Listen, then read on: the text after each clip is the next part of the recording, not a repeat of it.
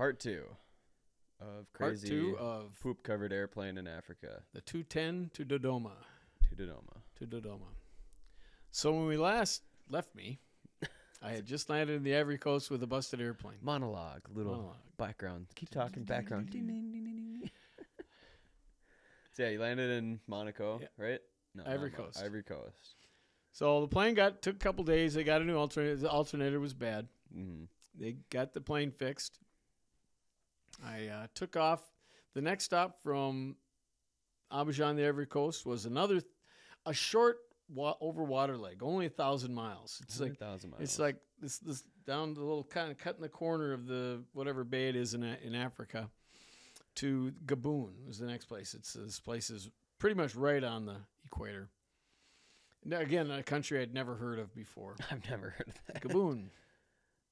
So halfway to Gabon, everything's working in the plane. I'm back in this, and I still love the 210. It's got decent speed, the capacity of a 206, great plane, and the panel-mounted GPS, which again I loved. Like, you have 1,038 miles to Gabon, Libreville, Gabon. All right. So about halfway there, the GPS goes boop, loses signal, and does not get it back. I don't remember exactly, but it just dies. Okay. And I turn it on and off. I cycle back and forth, mess with it a whole bunch. Could not get it to come back. Great. I wasn't really worried, but this is actually one of the most a pretty dangerous part of the world to be flying over the ocean, because all the countries that ring this whole part of Africa are not going to come and look for you if you go down. None of these countries have Coast Guard aircraft to come. They ain't got nothing. They're just there's the Ivory Coast, Gabon. There's all these pretty poor countries. So if you go down there, good luck. Good luck. Yeah, it's not a safe place to fly, but that's what you do. Mm-hmm. But anyway, I managed. I get to Gabon kind of late at night. Park the plane and go walking. And there's nobody around. Mm-hmm. The building's locked. The FBO, and I get around the side of it and sitting there going, dang, I really have to defuel. Yeah. It's been a long flight. Yeah. Again, I always seem to have to pee when I'm done flying these things. Weird. So I set I've got this briefcase I use for my flight bag, and I set that on the steps of the main building, which the door's locked. There's like a single light bulb over this thing, and right next to it is some bushes, some handy bushes. So I go into the bushes to take care of business. Defuel. And I come back, and here's this native guy going through my briefcase. At night? At night. And there's nobody else around. I'm like, young, mid-20s, okay, about my age. Yeah. And he's got a sawed-off shotgun. Oh, yeah. That's nice. And I'm like, I wonder if that was a welcoming party. Yeah, so I shove him away from him. What the hell are you doing? Get away. And I slam the briefcase down. Like, I start yelling and screaming at him. Maybe I just said, excuse me, can I help you? I was going to say, I was like, I don't remember this. I did not shove him and yell. I was like bold. Clear the throat. Excuse me, could I have my Can I help you? If it's not too much, could I have my briefcase back? Skinny little white boy from Minnesota. Please, don't kill me. Can I help? And he was really cool. He said he's claiming, I was just wanted to see who's this, because he's the airport security guy. And he's walking by and he sees this with a that's doesn't do you much good not to have a shotgun. Cool. I'm like, that's kind of cool. What kind of security? Are we going to yell at thieves? No, I think I'm just pointing out that that's pretty cool. So he's cool, and he says, you know where the hotel is? It's right down there. Let's walk with me. I'm like, okay. So I go, I can find it myself. He goes, no, you should be with me. So off we go into the night down this completely deserted, completely dark road. Little red lights going off in your head. I'm just like going, this is a bad call. I'm not happy.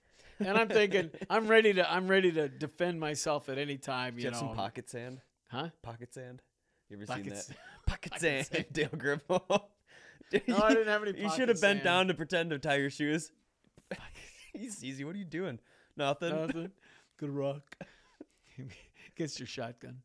So anyway, finally we get to the hotel, and he didn't jump me or anything. I felt really bad for distrust, but I'm like scared. The dude's got a shotgun. Yeah. And So I get to the hotel, and this hotel is really cool. It's this really old hotel, and it's right out of a Humphrey Bogart movie, And Okay. I go down to have dinner, and go into the bar afterwards, and there's these slow moving fans and all these, dimly lit bar and all these clusters of people here and there with their mysterious conversations. And I'm like, God, are you any spies here? Yeah, I was just gonna you're describing it as like a spy movie. Right? It is. It's like, and there's this, bartender wiping his glass. What do you like? Like, I guess I gotta have a gin and tonic because that seems to be the scary. It just seems to go with the motif. And I sit down, and I end up striking up a conversation with these two British guys who are pilots, local pilots, and they flew DC-3 up and down the coast delivering cargo and stuff. I didn't get into the details, and they kind of went. Like, I think you can pick up what you're putting down. We fly stuff. Okay. We'll leave it at stuff. I don't know if I can do my British accent. We'll just leave it at not. Yeah. And I started telling them, and I said, "Hey, seeing you guys are locals, I'm really glad I ran into you.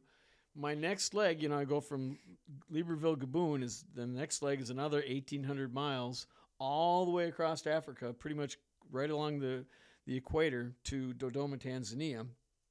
And the next country in line from Gabon is the Congo. And we don't have an overflight permit for the Congo. Yeah. And our company had been trying to get one for a couple of months, and no one in the Congo FAA or whoever aviation authority would return their calls. So, yeah, they just sent me off, and they say, well, when you get there, deal with it. I'm like, okay. I just kind of figure it out. Figure out how to get across the Congo without an overflight permit. So I talked to these guys. They go, oh, yeah, they'll never answer the phone. They won't return letters or calls or telexes. Do they even have an FAA office in the Congo? Says what they do is once you fly into the Congo, once they get you on the radio, they say, do you have your overflight number? No. Well, of course you don't, because they don't exist. Yeah. Land at this airport, land at their capital, and at that point they'll throw you in jail. They'll steal all the radio, steal your money, steal all the radios out of your airplane, hold you for ransom for your company to get what they can, probably be a month or so, and then they'll finally let you go, and you can fly your stripped out airplane the heck out of there. I'm going, well, that doesn't sound fun at all. And now I'm thinking about that's like the perfect plan though for them. Oh, you're thinking about it like you're an innocent pilot, not from the area, land immediately, or else they're probably gonna threaten you, shoot you down, or something. Obviously, you're gonna go land. Like, okay. Yeah. So I said, well, what should I do? And they go, well, if I was you, just when you get handed off, Libreville ATC hands you off to Gabon Control, just turn your radio off, turn your transponder off, drop down to treetop level, and then don't talk to anybody for the whole time you're covering the Congo. And I'm like, hell yeah. Okay, cool. Good. That sounds like a plan.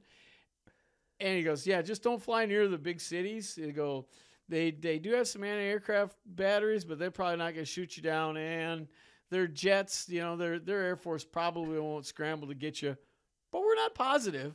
So you probably just don't want to be real close to it. Avoid the big cities. Like, cool. Good story. Cool. So anti-aircraft. Anti-aircraft gun, possible. maybe MiGs. Awesome. So I get up the next morning, and I've got a weather briefing scheduled for the next morning. And I go into the weather room and say, hey, I'm here for my weather. Cool.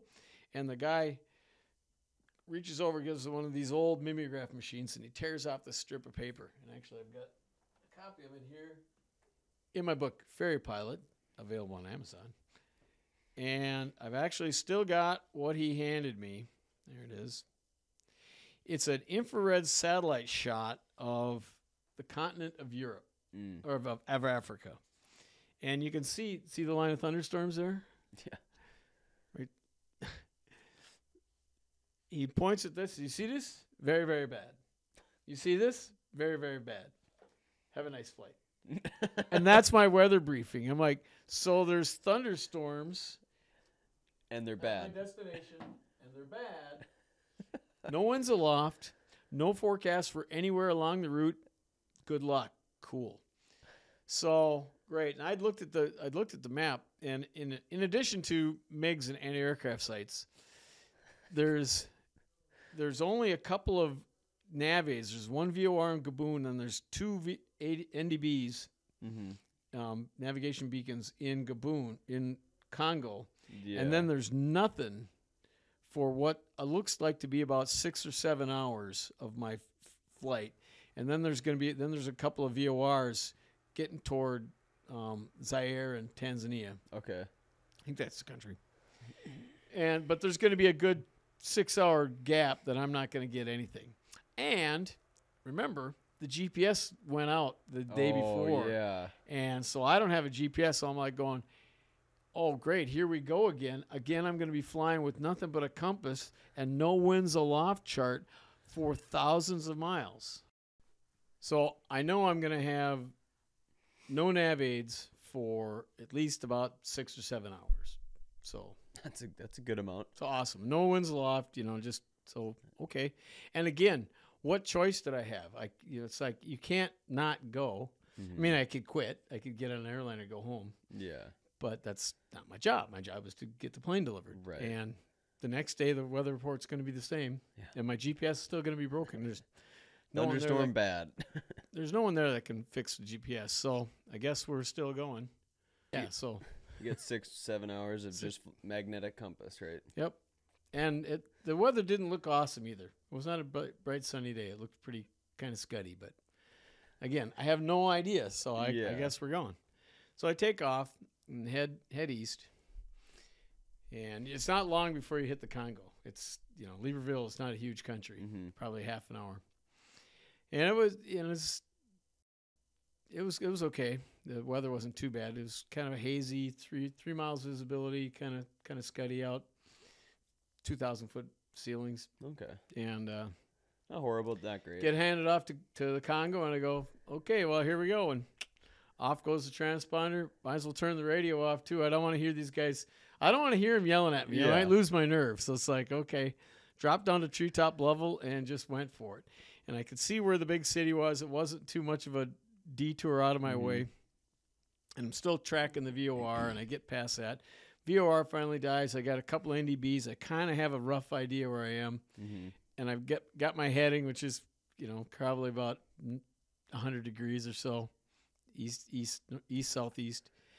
And pretty soon that last NDB disappears, and I'm on my own. And there I go for about 6 hours. And the weather gets worse and worse, and it drops down to probably about a mile visibility. It's just hazy, crappy, not raining. Ceiling drops down to about 1,500 feet, and I'm just going. And again, I got IFR maps. Yeah. So I have no idea what the elevation of anything is. It's got minimum elevation points, but I don't know really what's out there. And beneath me is nothing but Tarzan jungle. It is just jungle. There's no roads. There's no houses. There's no nothing. Every once in a while, I saw at first there were a couple of roads that just kind of petered off into the jungle and disappeared, like the old colonial roads that they didn't get kept up anymore, and then it was all gone. So once again, I'm hanging it way out there and just cruising along. And I get to the point after a number of hours, I'm holding that compass heading going, don't really know, but it didn't seem to be really windy. So I kind of again, I'm not scared because it really doesn't help me. And you can only stay scared for so long. So I'm just reading my book and cruising. And did you remember your the rule of thumb? If you're in the northern hemisphere and you turn a direction on a not straight and level, your magnetic compass lags to the left. I don't know that crap. Don't remember that at all. Oh gosh, yeah, it's dumb stuff. So I start getting to the point where I should start picking up this first VOR. And it's, sunset. It's getting kind of dark out. I'm like, come on, VOR. Turn it on, tune it in. I have electricity, which is awesome. And nothing. Nothing. Time goes by, half hour or so. And after a while, I'm like going, huh. And you can't really punch up higher to get better. No, it's clouds. So I can't go in the clouds to get higher and better reception because then I've got to come down through them at some point. I'm like, no, I'm staying VFR underneath these guys. And I'm like, dang it, I missed that VOR. I'm kind of lost over Africa. Not 100%. But kind of lost. Oh well, no choice but to keep going. I keep going. Sun goes down. and before the sun goes down, I kind of see some mountains kind of rising, and on the, it's not a huge mountain range. It's not the But Alps, you see but something up there. there's mountain range, and over the mountain range, I'm seeing lightning flashes. I'm like, awesome. Cool. This is awesome. I'm having a great day so far.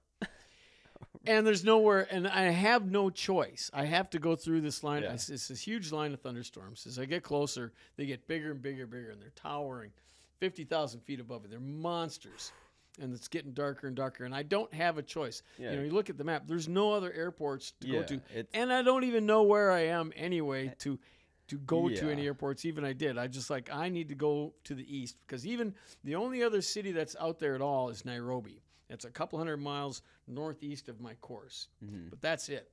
Yeah, and that's a shot in the dark hitting that, too. And that's nothing. So I get close. It gets darker. I keep climbing, and these thunderstorms are just tower. I feel like just such an insect. Massive. Like, holy crap, these are big thunderstorms, and they're all flashing.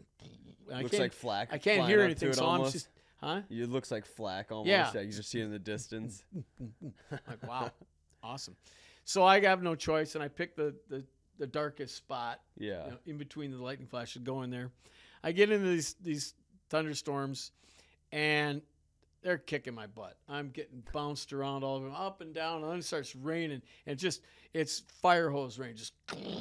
It's like, now I'm IFR. I was gonna say you're probably Yeah. I start climbing because I don't know where how high these mountains are. And you're at IFR at that point. Once I'm IFR, I'm just climbing. Mm-hmm.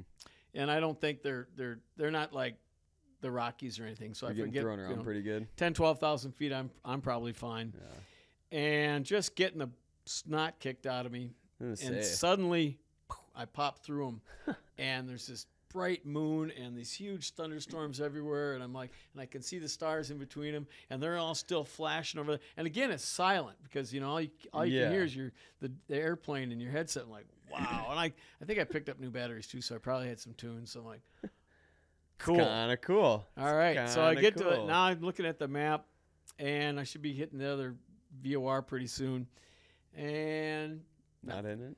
nothing. I'm like, are you kidding me? Now you can officially call me lost over Africa. Yeah. I'm like, great. And now I'm thinking, okay, this sounds familiar. I've been here. And I'm again heading for the coast of Africa. Yeah. Not too far past Dodoma. Dodoma is a tiny little town in Tanzania, and I'm delivering this plane to the missionaries there. Mm-hmm. And not far past Dodoma is the coast of Africa on the Indian Ocean. And again, if I miss the coast, I'm going to fly right out over the Indian Ocean. But now it's nighttime. So even if it's nice out, I won't be able to see the coast because this is Africa. This isn't the United States. In the United States, you can always find the coastline because it's ringed with lights and cities. Everybody wants to live on the coast. Well, Africa, there's nobody living on the coast, so it's completely dark. I mean, I'm flying along. I do see some little fires and stuff here and there, but nothing.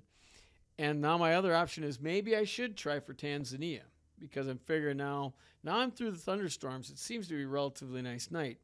You can spot a big city like that for 100 miles or more. Right. So I go, well, if I aim, I think I'm about here on the map, and if I aim kind of over that way, a little bit left, 45 degrees, I should probably be able to pick up Nairobi. Yeah. And I probably have enough gas to get there. Mm-hmm. It's going to be close. I'll be maybe a half-hour reserve or so, maybe 45 minutes, but I should have enough gas. But if I don't, and I don't sit in Nairobi, then I'm truly lost, and then it's run out of gas at night over Africa filled with lions and hippopotamuses and all that stuff. Polar bears. And and it's not like flying in the States where you can see roads to go land on. It's going to be drop into a dark black hole, And go to hope full for the flaps, best. slow flight, just plonk down whatever you hit. Like, no, I'm not happy. So, but something told me. Can you imagine what that would be like? Oh man, that's. I was thinking about it. I was imagining it. God. Thinking, I'm not. Just. But you know what? I figured something told me just keep rolling the dice, man. Hold that heading. Yeah. And I did. And again, I going along, and then I start seeing more fires, and actually big fires, like brush fires. Like the people that lived there had this whole area filled with fires. They were cleaning up. I'm like, that's kind of cool. I'd really be enjoying this scenery and be more fascinated if I wasn't really in doubt as to how this night's going to play out. But I guess it's cool. I'm in Africa. I've always wanted to fly. La, la, la, la. Oh, what's my next tape? A little Pink Floyd. Let's do that. I got take my mind off. You just kind of like, you just like, there's no sense in panicking. Yeah. I've made my bed. I'm holding this heading. I'm just waiting. And you're to still see. flying. Dodoma has an NDB. Okay. So I'm like, let's see what happens. Yeah. And I figured if I miss it and I get to the coast, if I could see it, maybe I'd fly along and I'll land on the shoreline if I could see it. If not, I'll turn around and fly back into the interior and I'll crash somewhere. Mm-hmm. So Dodoma does have an NDB. Okay. So I'm really just, like I said, You're going for it. I'm going for it. Yeah. What the hell? So I'm tooling along. I'm jamming to some Pink Floyd. I'm pretty sure that's what that. Shine On You Crazy Diamond, I do believe was playing. And all of a sudden, the ADF needle twitches a couple times. I'm like, Oh. And it goes whoop, whoop, whoop. And it's pointed right straight dead ahead. I'm like, no. No way.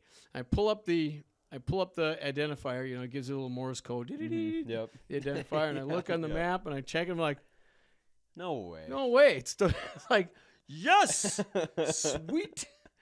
Dodoma, and track it all the way in. My night got suddenly better. I love flying at night. Now it's like now awesome. You're really enjoying now I'm really enjoying it.